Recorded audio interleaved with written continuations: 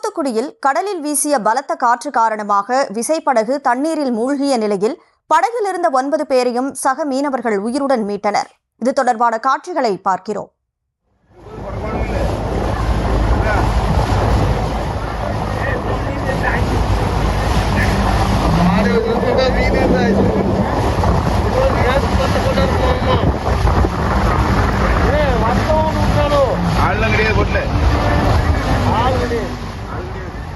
இது தொடர்பான முழு விவரங்களோடு செய்தியாளர் முத்துராமன் இணைப்பில் இருக்கிறார். முத்துராமன், வணக்கம்.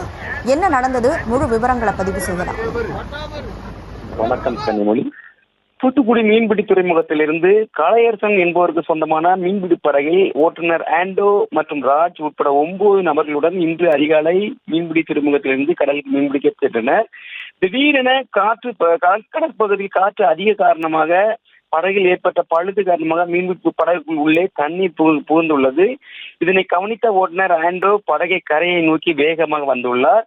இந்நிலையில் காற்றின் வேகத்தாலும் படகுக்கு உள்ளே புகுந்த தண்ணீராலும் படகு கரைக்கு வரும் வழியில் முயல்தீவிற்கு கிழக்கே தண்ணீர் மூழ்க ஆரம்பித்தது. உடனடியாக தங்கள் கையில் வைத்திருந்த கைபேசி மூலம் அருகாமையில் இருந்த மீன்பிடி படகுகளுக்கு தகவல் கொடுத்து விரைந்து வந்த மீன்பிடி படகுகள் மற்றும் கரையிலிருந்து சென்ற பைபர் படகில் சென்றவர்கள் அனைவரும் சேர்ந்து மீன்பிடி படகில் இருந்த 9 பேரையும் பத்திரமாக மீட்டனர்.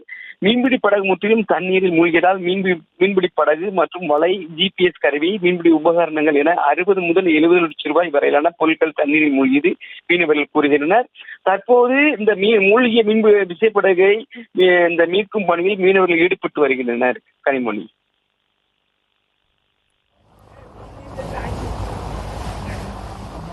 விவரங்களை வழங்கியதற்கு நன்றி முத்துராமன்.